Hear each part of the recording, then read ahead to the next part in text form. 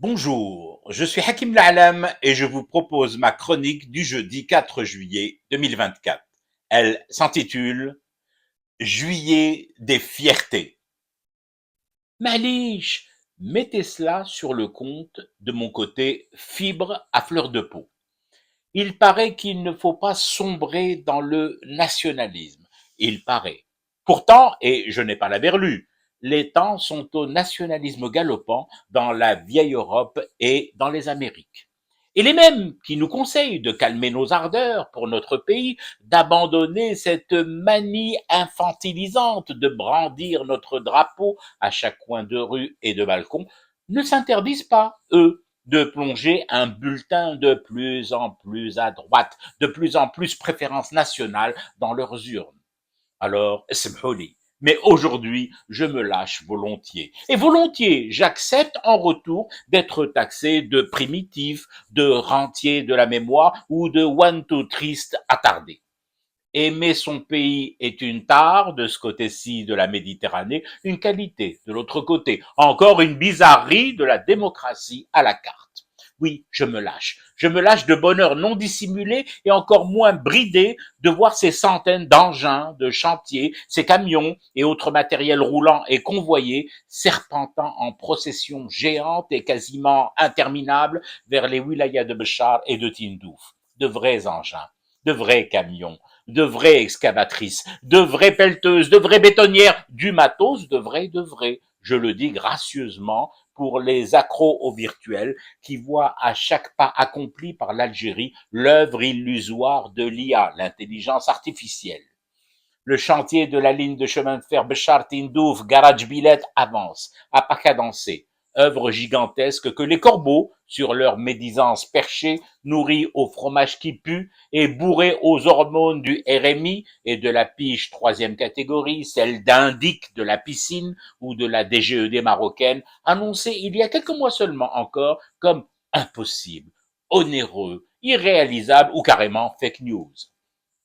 Pourquoi tu ne croises plus, volatile de malheur? En cette veille de 5 juillet, les routes vers Béchar, Tindouf et Garage Billet bruissent en chenilles studieuses, fourmis d'une activité de vie et d'avenir pour nos enfants. L'Algérie du clan d'Oujdal et de Mosquée, nous l'avons dénoncée et combattue ici même, plus de 20 ans, sans halte, ni relâche, ni fatigue, ni renoncement et résignation. Oh, elle nous l'a bien rendue, elle qui nous a traînés dans les commissariats, prétoires, tribunaux et condamnés à de la prison ferme. Nous ne dénoncions pas notre pays, mais ce qu'en avait fait un clan prédateur à qui les clés du coffre avaient été remises. En ces temps-là, nous ne trouvions pas foule aux entrées et aux sorties de nos audiences et de nos peines cumulées, et nous devions nous accommoder de cet immense silence glaçant. En même temps de faire mot, et pour être tout à fait honnête, nous n'attendions rien de personne. Pas de médaille sur le revers de nos vestons pour ce boulot que nous avons accompli dans l'esprit du soir d'Algérie. Sans bordereau de commande ni recommandations chuchotées au creux de nos oreilles et de nos poches.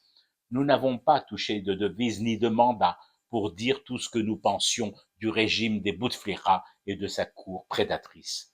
Pas de fanfare ni cadre à notre gloire. Juste le job de celles et ceux qui, dans ce canard, fondé par des patriotes, n'ont pas hésité à mettre la maison Soir d'Algérie au service du sauvetage de la Désédie, avec rage et une envie inextinguible.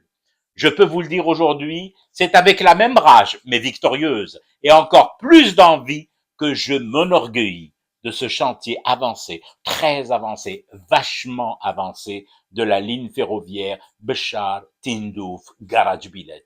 Fier en cette veille du serment fait et renouvelé chaque année à nos martyrs.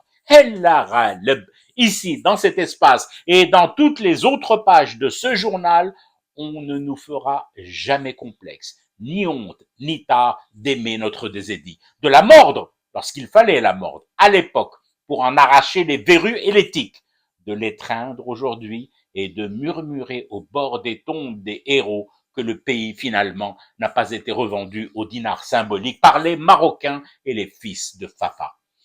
Quant à la suite, Chacun fume comme il l'entend son thé et reste à sa guise, éveillé ou pas, au cauchemar que certains voudraient nous faire revivre.